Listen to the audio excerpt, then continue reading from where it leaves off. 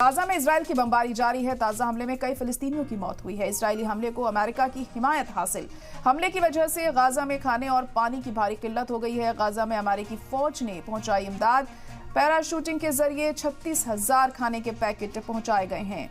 तो हमले लगातार जारी हैं इजराइल के गाजा में, और अब गाजा में मदद भी पहुंचाई जा रही है। आपको बता दें कि इजरायली हमलों को अमेरिका की हिमायत हासिल है, ऐसा कहा जा रहा है, और हमले की वजह से गाजा में खाने और पानी की भारी किल्लत दिखाई दे रही है। गाजा में अमेरिकी फौज ने पहुंचाई है इमदाद। पैराशूटिंग के जरिए 36,000 खाने के पैकेट वहां पर पहुंचाए गए हैं। तो हमले रुकने का नाम नहीं ले रहे हैं। गाजा में इजराइल की तरफ से ताबड़तोड़ एयर स्ट्राइक वहां पर जारी है। हमले किए जा रहे हैं।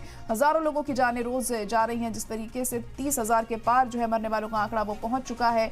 और एक तरफ जहां जंगबंदी को लेकर कवायद जारी है, मीटिंग्स हो रही हैं, कोशिशें की जा रही हैं कि जल्द से जल्द सीज़फायर किया जाए। उसके दूसरी तरफ हम देख रहे हैं कि हमले नहीं रुक रहे हैं और गाजा में लगातार इजराइल अटैक पर अटैक किया जा रहा है, और इसमें ख़वातीन, बच्चे, तमाम लोग मुतासिर हो रहे हैं। और खाने पीने की किल्लत भी वहाँ पर बनी हुई है, पानी की भी किल्लत वहाँ पर बनी हुई है। लोगों को काफ़ी ज़्यादा दिक्कतों का सामना करना पड़ रहा है।